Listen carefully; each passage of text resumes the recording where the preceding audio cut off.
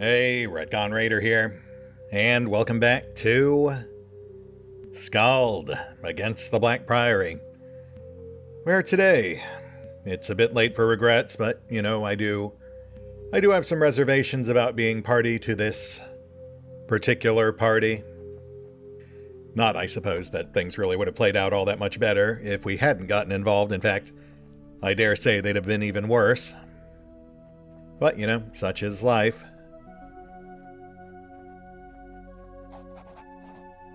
As you leave the grounds of the accursed manor, your head spins and nausea overcomes you. The things you have seen linger in your mind like the afterimages of some alien sun, burned into your eyes. Try as you might, you will neither be able to exorcise the memories, nor ever make sense of them. Embla puts her hand on your shoulder. Are you all right?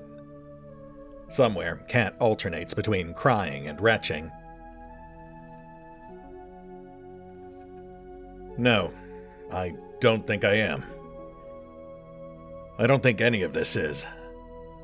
And I'm not sure it ever will be. I suspect none of us ever will. The dragon spreads its poison unto all the things it touches. There is nowhere safe, not even this tiny little village. Now more than ever, I am certain that the only way forward is to the very heart of darkness, to Grognard and the Black Priory. Embla helps you up. Indeed, it would seem there is no going back.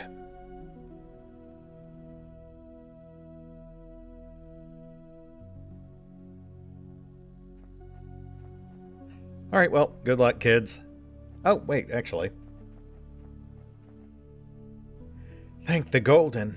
The children are safe. I feel sick. Ugh, my head hurts. Okay, good. So there were, in fact, some people that did not attend the sinister celebration. So the kids will hopefully be looked after. Though methinks all the named characters are likely gone. I'll double check off screen, but I think we're done here. For now, let's get these level ups squared away, and then we'll set our sights on the Tower of Ash. The sooner we're away from this place, the better. Alright, so Drina. We'll put 1 point towards Mind Magic Expert, and then dump the other 2 in another Will bump, for all the good that Will did us that last encounter. But, you know, here's hoping. Fingers crossed. For Cat, we'll go ahead and grab Fancy Footwork. That'll make her ever so slightly more mobile during those more crowded fights.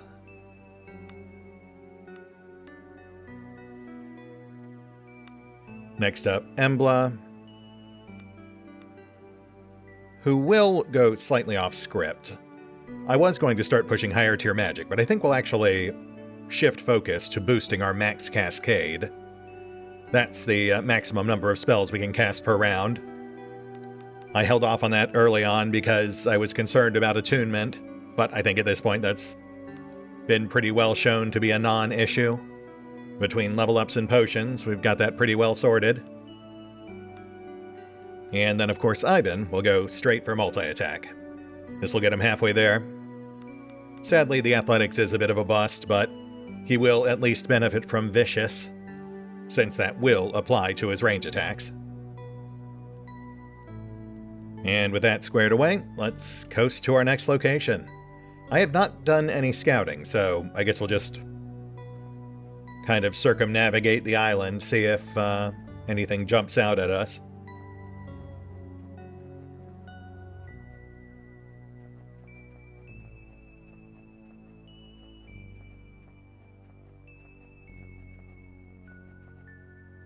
Block off chunk of coast, that's interesting. Plus another entire island, of course. And there we go.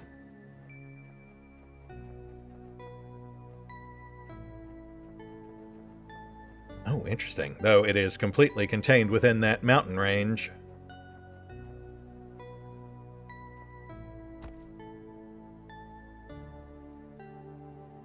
So how do we...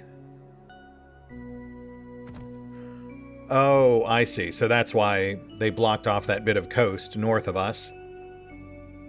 That prevents us from landing there and shortcutting to the tower.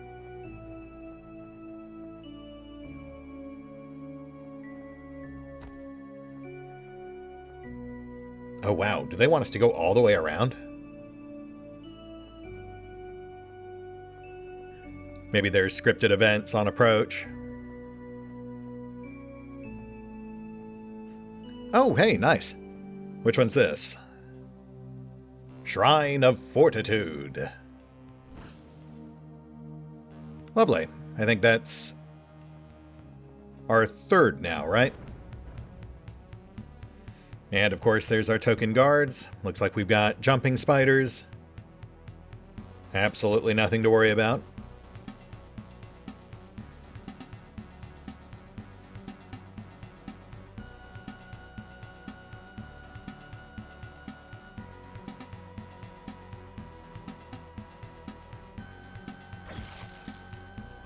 Oh, yeah. This isn't going to be much of a fight.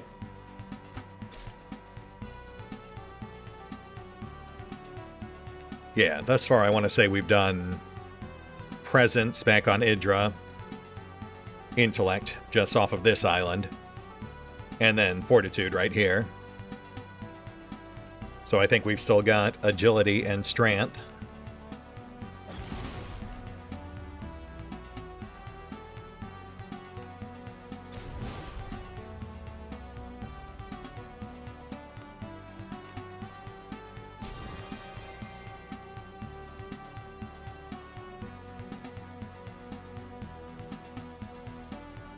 Oh, wow. They didn't even know they were in a fight yet.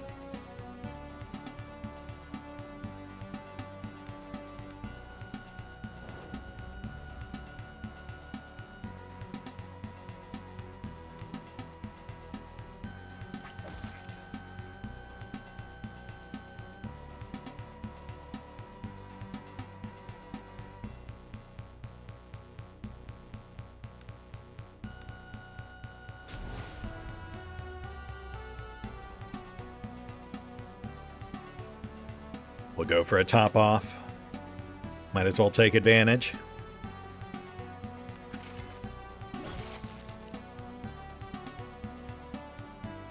And we're good.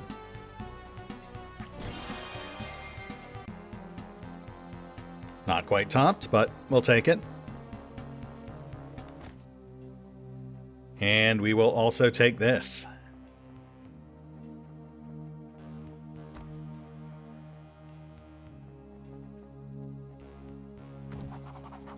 An ancient Imperial Way shrine. You kneel and pray. And thus we are fully fortified. That'll come in handy for pretty much everyone. More health across the board, +1 toughness, +1 survival for Ivan. Not bad for 5 minutes work. On we go. Let's steer ourselves back towards that tower. Oh. Oh, Reavers. Didn't expect to see them out this way, but sure. Why not? And yet more escalation. This might actually be a fight. Great swords, poison arrows, fear howls. Let's see how this goes. Kneecapped.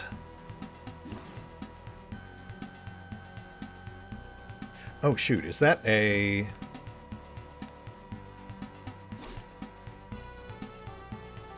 I think the guy in mid might actually be a caster. Yeah, that is a caster. Noted. Oof, goodness, that actually took a fair chunk out of Roland's health. Target neutralized.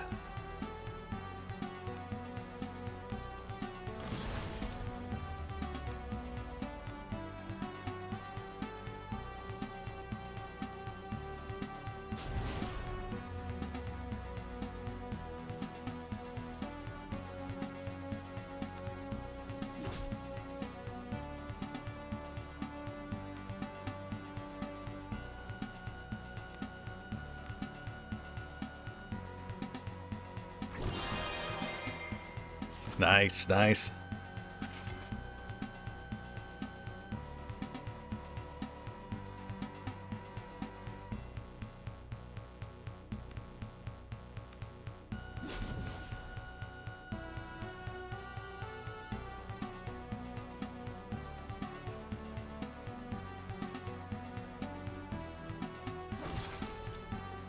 Archer out.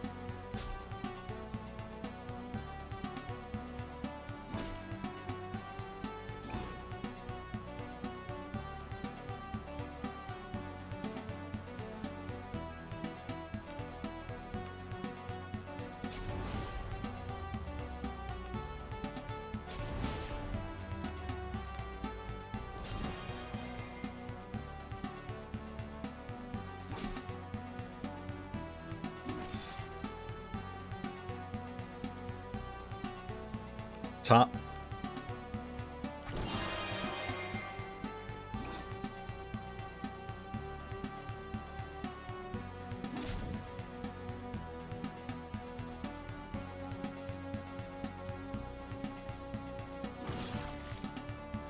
Caster out.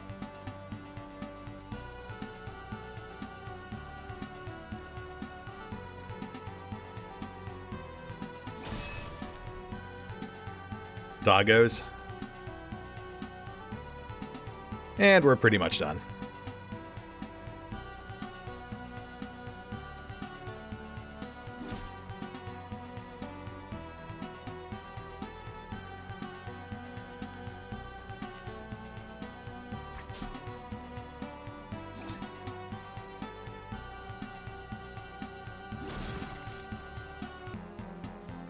Yeah, that was an actual halfway decent fight.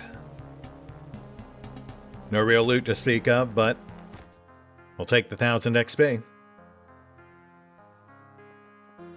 On we go.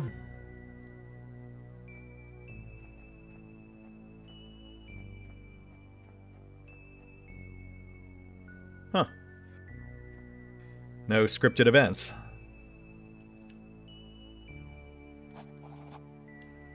A lone tower pierces the skies as it rises above you. From some unseen aperture in the cliffs upon which it stands, the wind carries a cloud of fine gray ash. Bitter and unwelcome, the residue sticks in your mouth and eyes. Well, I'm sure there's a perfectly reasonable explanation for that, and that it is not at all horrifying.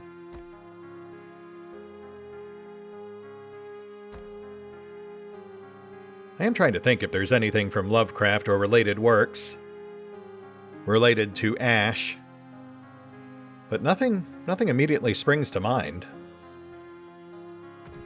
I may have to look that up.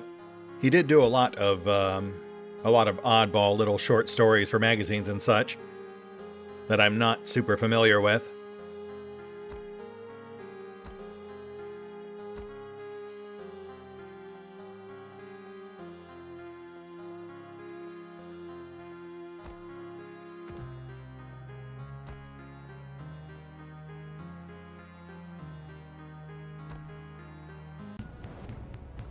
What's this?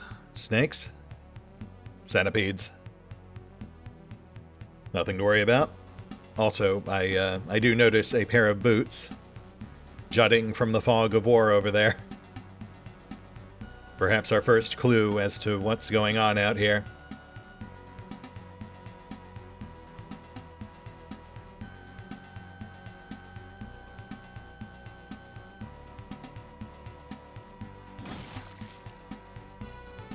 Yeah, definite body, just off to right. Interesting outfit.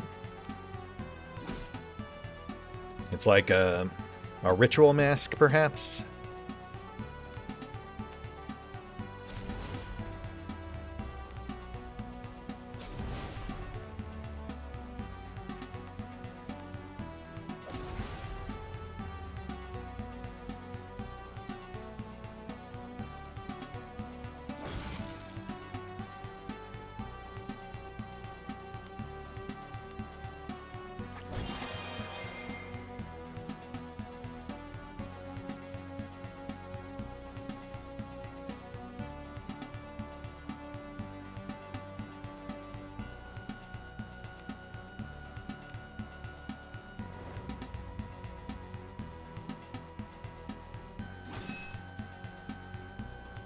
Oh, actually, we just walked around a second corpse, too. I thought those were mushrooms. Downside of the retro pixel art style, I suppose.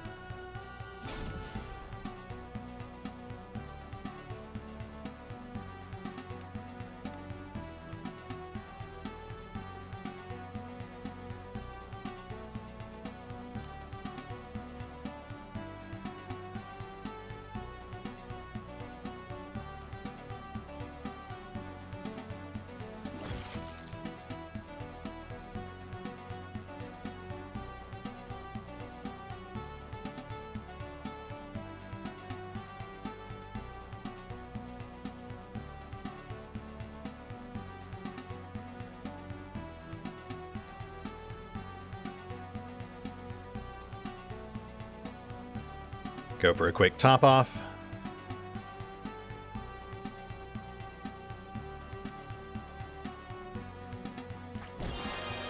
Nice.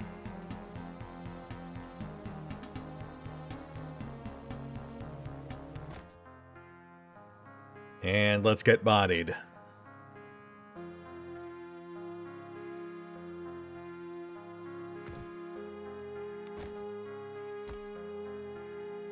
Oh.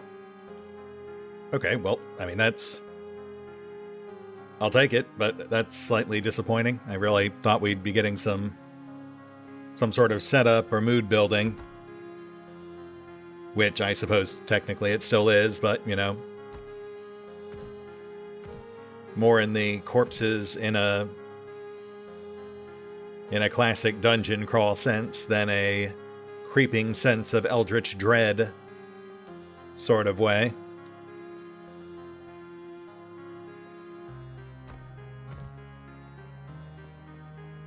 I guess we'll go inside.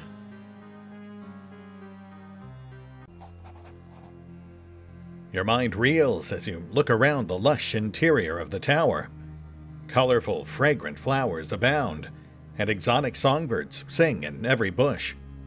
Stranger still, the tower's interior is somehow much larger than its exterior seems to allow. Cat looks around in awe. This place is impossible. I wonder what hands could have shaped such beauty. No doubt this is the work of some magos, yes? Let's not be blinded by the splendor. Ivan muses as he carefully prods at one of the orchids with his weapon. Indeed.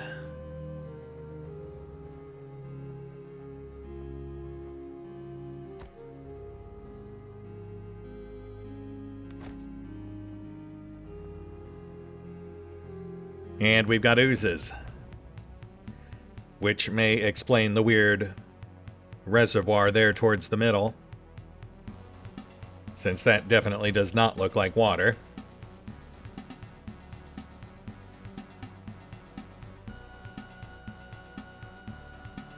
I'll assume these things are immune to being backstabbed.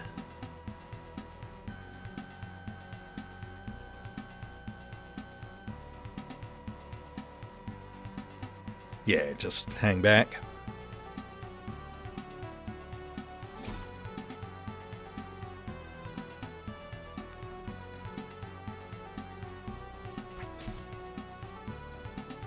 Resistant to weapons, no surprise there.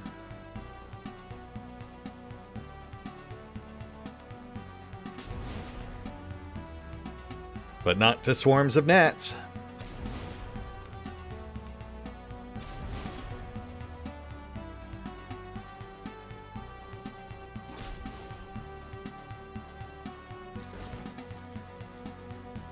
Yeah. Even resistant as they are, we can still power through.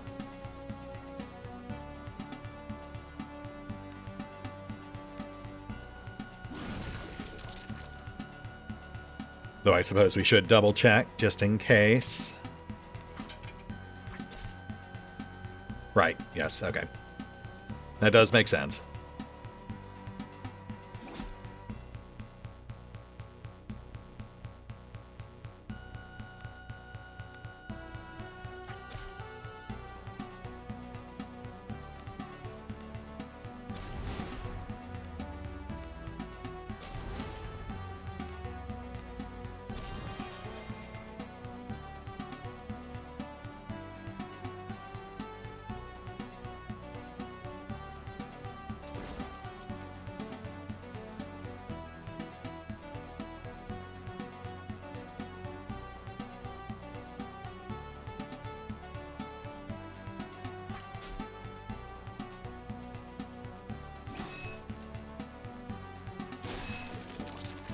Nice, nice.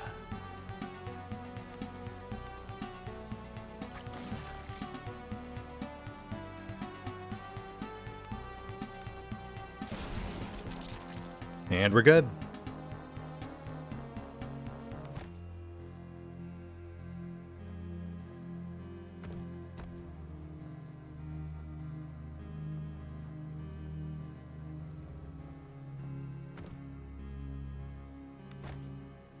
Alright, so what's going on with this weird pool? The strange pool ahead of you is filled with a silvery fluid that looks like liquid metal. Mercury, perhaps? Huh. Well, of the things I was expecting, that was definitely not one of them. I am honestly not sure what to make of that.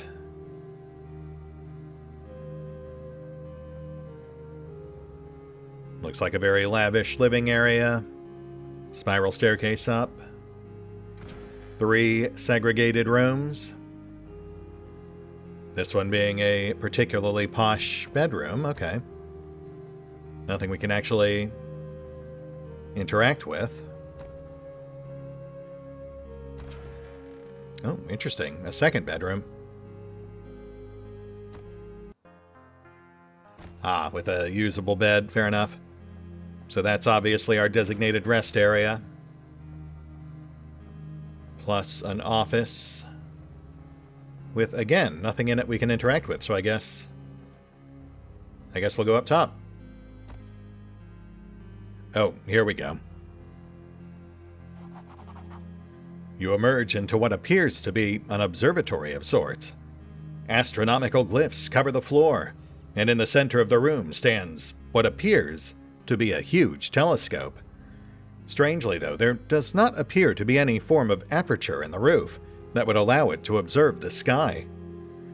4 robed figures huddle together under the strange construct, like frightened animals. Come out here where I can see you.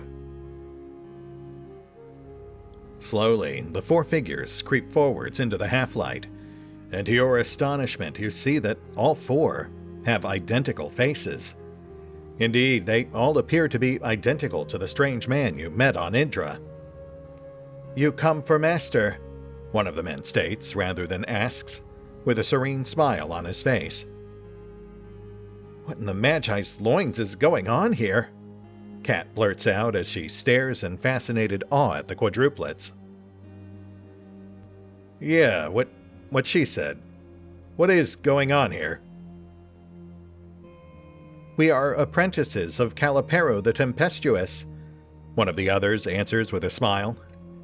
But our master is missing, lisps an apprentice toothlessly. As one, the 4 men begin to whimper. Though all 4 men are identical, they all seem to be afflicted by varying degrees of the strange decomposition that you observed in their brother on Idra. Yeah, I get that he's missing, but I'm going to need more to go on than that. Master has gone down below, to his work, but he has not returned. Something is wrong. Danger! Danger!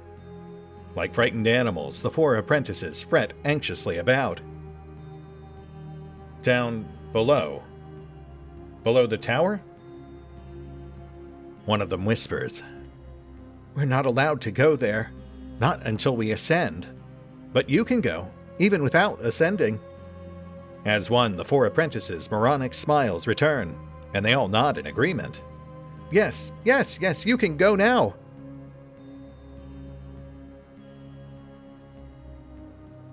Okay, and how exactly do I do that? One of the men pushes a small silver flute into your hands. This is the key. Blow it and the Mercury Lake will open for you. It's where we go to ascend, but we're not allowed there without him, so you must go instead.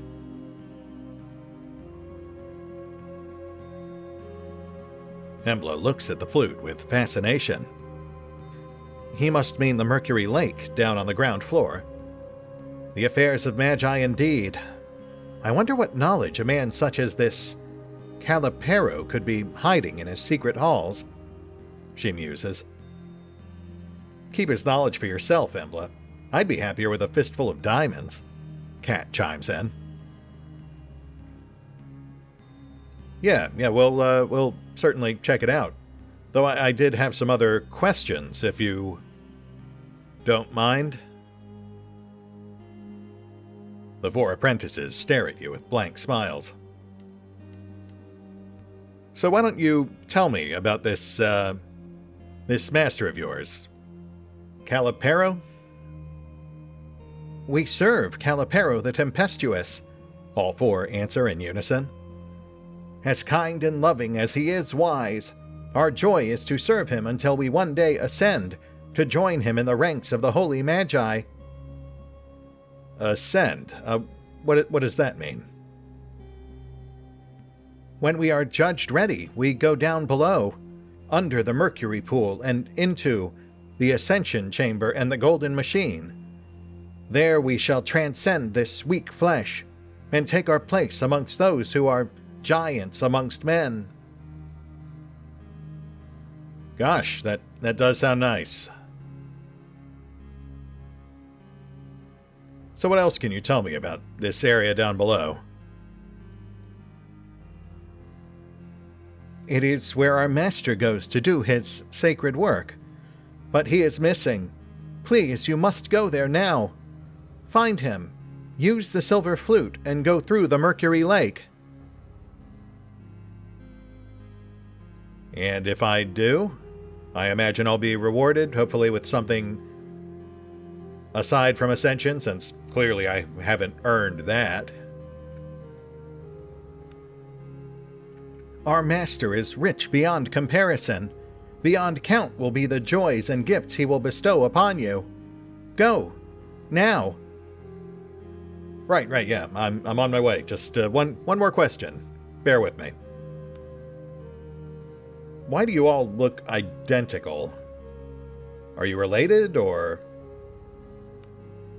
The four apprentices simply smile absent-mindedly as if they didn't hear or understand the question. After a short while, one of them repeats. We serve Calipero the Tempestuous. Right, yeah, I guess that explains everything. Thanks, I'd better go check in on your master.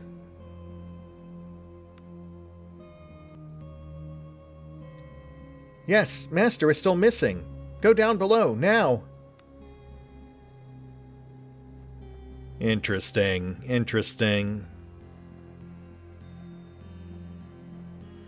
That is a weird-looking telescope. So, right off the bat, these four, I think I was onto something earlier, assuming they were some sort of homunculi. They almost seem like organic batteries, perhaps. Only dimly aware of what they are and what purpose they serve. It was implied earlier that excess channeling of attunement has negative effects, so I imagine this Calipero creates them and then uses them so as not to burn out his own body. But let's see what we find down below.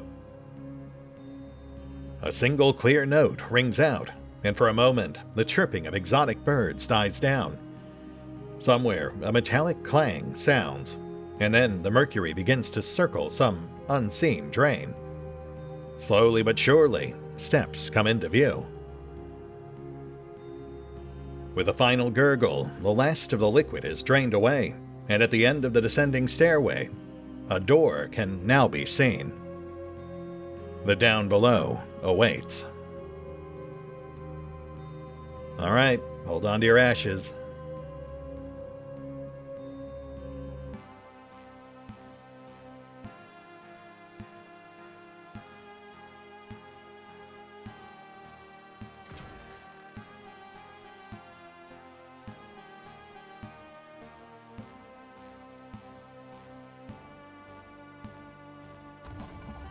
In the middle of this room stands a large golden sarcophagus-like chest that is richly engraved with complex, arcane-looking symbols. Carved in beautiful letters on the lid of the sarcophagus is the following: "For thy service to thy lord, ascension is thy sweet reward." Embla, what am I looking at here?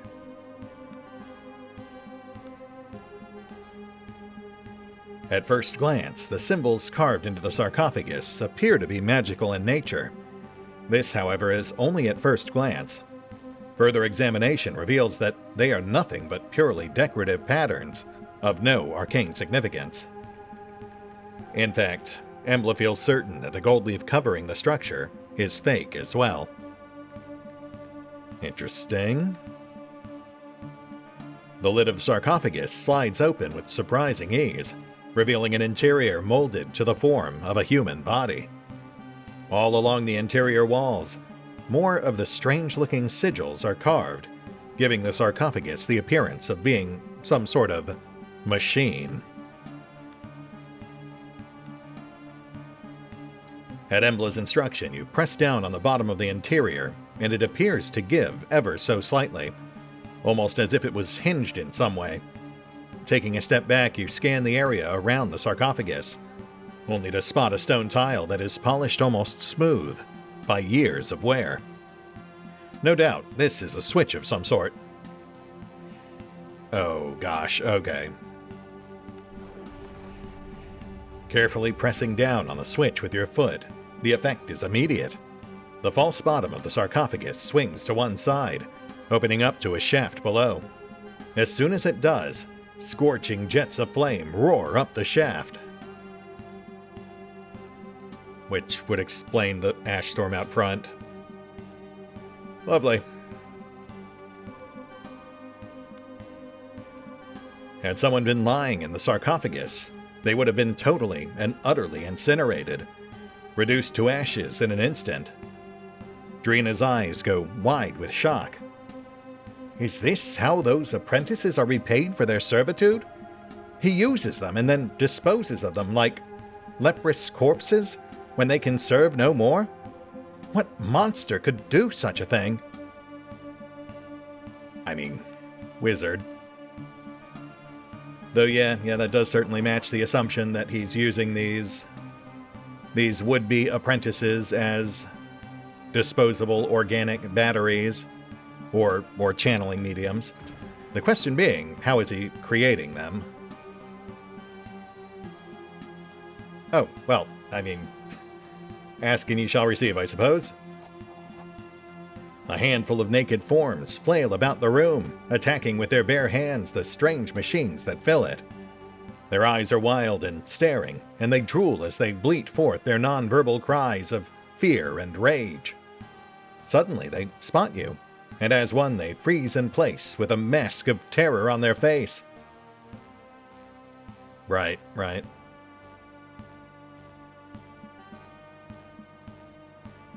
Look at these machines.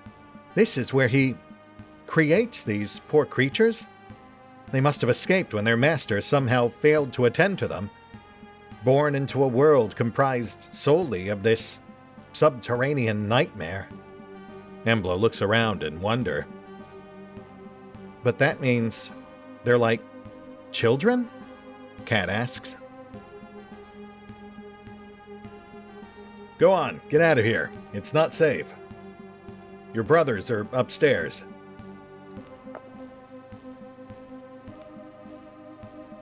Wild-eyed and confused, the pathetic creatures first hesitate, and then, in a sudden burst of mad energy, bolt towards the exit to the overworld. Bah, what chance do they stand up there? Better we had put them to the sword and saved them their misery, Roland scoffs. Yeah, but, then I'd feel more directly responsible for whatever fate they meet. At least this way I can live in blissful ignorance. I mean, given the setup here and just what we've seen, I can't imagine they're designed for longevity in the first place. As you walk past the statue in the corridor, a voice suddenly rings out from it. Sharp and terrible, like two metal bars being clanged together, It seems to resonate in your very bones. Interloper, you stand in the halls of Calipero the Tempestuous. Serve me well, and I shall forgive you your transgression. Wait, so our great wizard is really a statue? That's a bit of a bust. Fool! I am no statue. You are talking to none other than Calipero the Tempestuous, once the courtmaster to the High Wizard of Freymark. Okay, sure, but how... I mean, you do realize you're also a statue, right? I cast my voice into your mind from my summoning chamber, deep beneath your feet. I have become detained there, and it shall be your privilege to render your assistance in freeing me. What manner of fiendish foe could detain a magi of your caliber? Through certain rites, I was calling up that which lies beyond. What came through, however, was not what I expected. It tried to overpower me, but I was faster. By my immense willpower alone am I keeping my foe at bay. I can hold him for a long time, but not forever. Uh-huh. And what exactly do you expect me to do about this? The voice sounds strained now. I need salts of Elfenir. It can be created in my laboratory. You just need the 3 ingredients. Find... The voice cuts out. Sorry, I didn't catch that. Just craft the salts of Elfenir and bring them to the summoning chamber below. Hurry. Cannot... Ambla, do you have any idea what's going on here? I've not heard of these salts of Elfenir before. If we find his laboratory, perhaps we can find a recipe of sorts? Nonetheless, I say we press on and do what we can to aid this man. As I've said before, Amagos is not an ally to scoff at. Yeah, I suppose so. And I guess this is more of a workshop than a lab. So perhaps down here? Oh, no. This would appear to be his clone's dressing room. It's actually kind of fun they even bothered to include that. I suppose we'll just help ourselves. Man, I'm not really sure what to think about this one. Like I said, it's not really conjuring any specific stories to mind. Like with the King in Yellow, that was fairly obvious once we really got into it. This one, though, aside from, just the general theme of professor types getting caught up in trying to open portals to other worlds and inadvertently letting something else through, I don't see any specific echoes of Lovecraft. Nothing about clones, nothing about ashes. Though I suppose we'll know soon enough. That said, we'll hit the pause button for now. I might pop back to the boat just to do some quick trading before we delve any deeper. But yeah, we'll hit the pause button for now. I'll take care of the off-screen bookkeeping. And feel free to share what you think we might be up against here. Or what stories perhaps influenced this particular arc. I'm curious to see what other people might make of all this. And yeah, we'll pick up here next time. As the tempest rises. Or perhaps just ascends, which I suppose would certainly be poetic. See you then.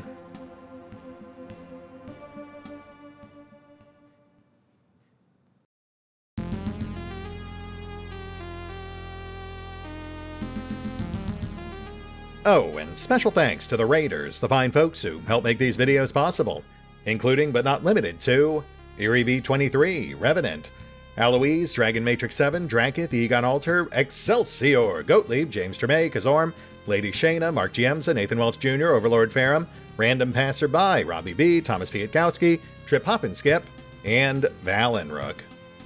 Thanks for your support, guys. That said, if you'd also like to help support the channel, then feel free to push the buttons that do the things. Trust me, it does make a difference. Or you could even check out the PayPal, the Patreon, the Nexus GG, or the YouTube memberships. Links are in the description.